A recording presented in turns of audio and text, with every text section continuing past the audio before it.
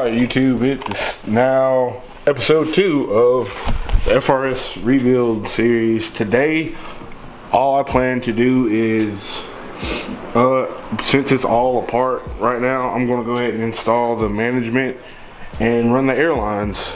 And yeah, and maybe take the coilovers out. I don't think I want to put the bags in just yet, but I want to get all the lines and ran up to the battery, all the hoses installed, and get the tank, maybe start figuring out where I want to place the tank, manifold, and compressor in the trunk in the back. So all of that is literally just in that box, and there's the tank right there.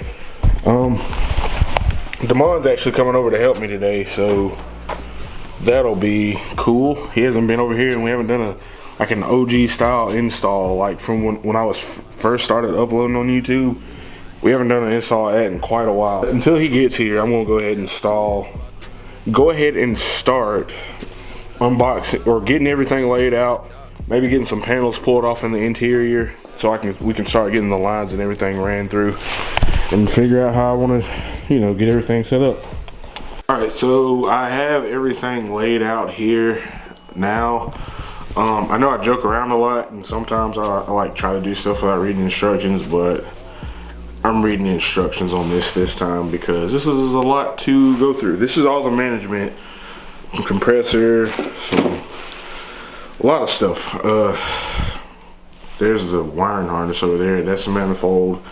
So yeah, I got to go through all this and figure out where to start. And I wish Damon was here already so he could help me, because we've done this before. He read the instructions for his. I don't feel like reading them, but all right. I think I'm just gonna go ahead and start trying to pull stuff out of the car, or the panels out of the car. Plan is, I want to take this out. I'm gonna run it from the back and pull this panel off, where I don't know what it's called, but pull that off. Run I'm gonna run 2 airlines through here to go up to the 2 fronts. And I'm also gonna run the wiring harness through here because the battery's on this side, so I can just go straight up and run to the battery and the fuse box. So that'll all go through here.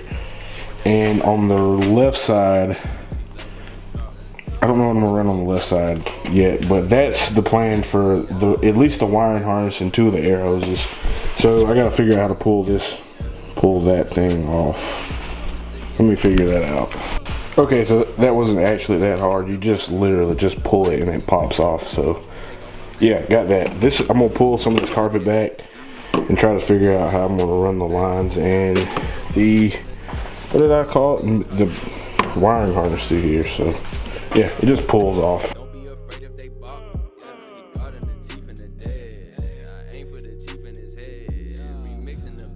So I'm thinking I may not run a spare tire, because with the size wheels that I have coming and the size tires I plan to run, there's a high likelihood this may be useless, even if I do get a flat.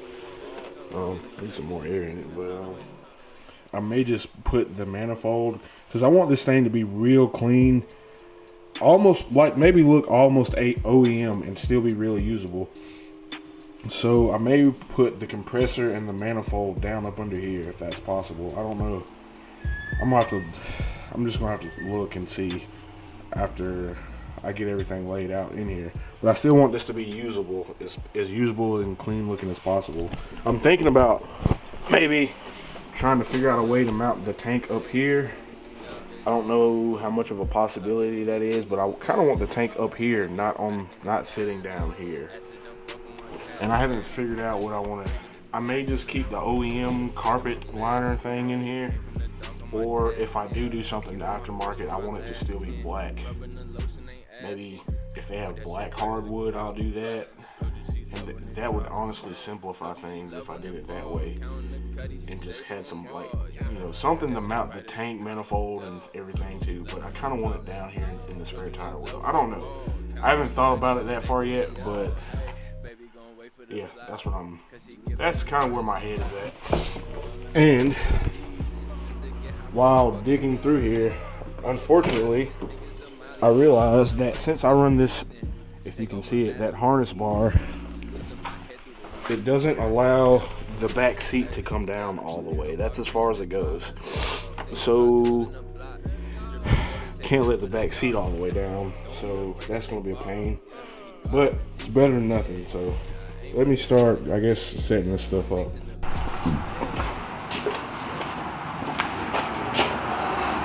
Oh, our battery's so heavy. As mentioned in a previous video, I really need a new battery because that one's on its last leg. So all I'm doing right now is taking it out so that it won't be in the way. There's a little grommet down here in the firewall that I'm gonna drill a hole in, run the air lines and any other power cables that I need to run through here. And once I get it ran through, I'll put the battery back. It should have enough juice to test and see if the compressor and everything else works.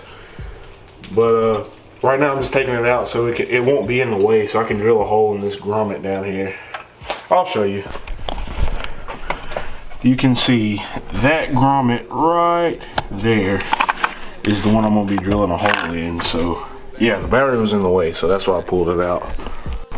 All right, got the harness laid out. This is the back.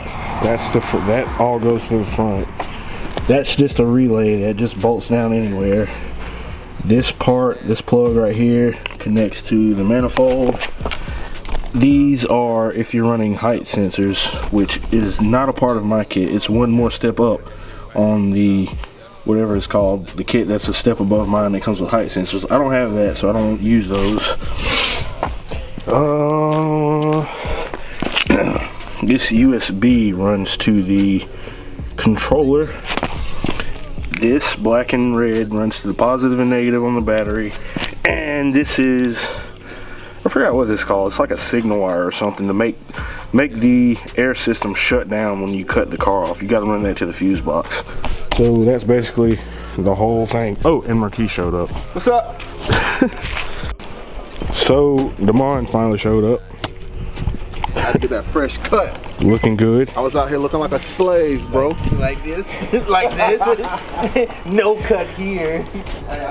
You may be wondering why the WRX looks like that after we just finished building it a couple months ago. Yeah, that's his. Okay, that's his. Austin is back. I don't know how many of you remember Austin. You know something? I tell you, life is great. You get married, babies, kids, school, work. That's how it be sometime. You know, I'm in and out. Yeah. I'll be returning soon. Don't know when though. Because when I get money, I gotta give the kids money. Exactly. When the kids get money, the wife gotta get money. So yeah.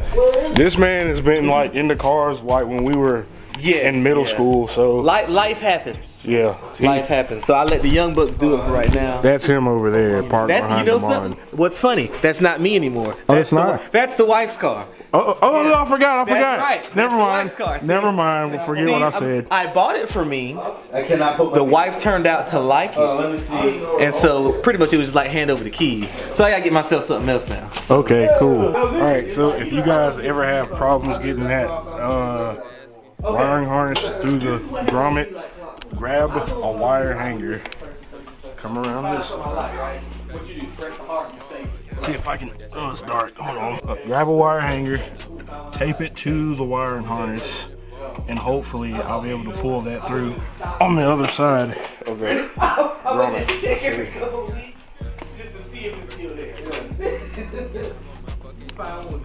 Yeah, try it. Pull slow.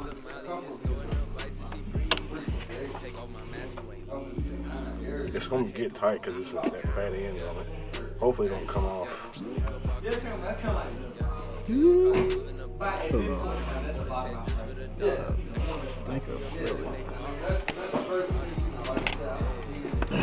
Come through. Haha! Gang gang. Alright, Austin left. We laughed a lot. I got the battery back in.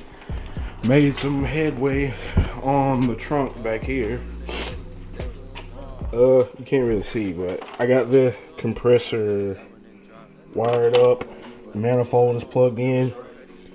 That should be all I need to do to test and see if it works. Once I add power, the compressor should come on. So if the compressor comes on, that means it works. And then after that, we just gotta do the rest of the stuff. But it's wired up, so I'm gonna put the power on the terminals and try to turn the car on and see if it works. All right, Marquise is leaving now. We got the management working. The compressor works. Controller works is back here. It's just a jumbled up mess. So there's that shirt I've been looking for. We're just gonna go ahead and snag the coilovers out real quick. I say real quick, but we're gonna go ahead and snatch those out so we can I'll put it in quotation marks so I can sell them. So yeah, those gotta come out and I'm gonna clean those up and throw them up for sale because I'm broke. So this is 3 of 4. That sway bar inlet gave me trouble as always. Still a massive pain in the butt to get out. Crap. But I got it. I gotta find it. And there's that coilover. Oh. So these will be for sale. I'm gonna get them cleaned up. That sway bar inlet was pretty much like the threads on it were a little rusty, so it made it a pain, even more of a pain in the butt than usual to get out. So the only one that's left is this one, and there's the other 3. I guess I'll thread these back home. So I'm moving. But these will be for sale, and that's probably where I'm gonna stop for tonight. Put all my tools up, go get cleaned up. This steam is making stuff look cool. What else was I gonna say? Okay, whatever. I'm gonna put the tools up. Got just the management. I don't even have the tank in there yet. Just the management's installed. It's working. I gotta figure out which fuse it is because I didn't figure out which fuse. But shout out to Demind and for coming to help me. Shout out to Marquise for coming and Austin for coming back because he hasn't been here in a long time. And wifey for recording. So I'll end this video right here. Like and subscribe. Dang it. There's something else I wanted to say. I can't remember. I don't know. We still got a long way to go on this car. So see you on episode 3, I guess.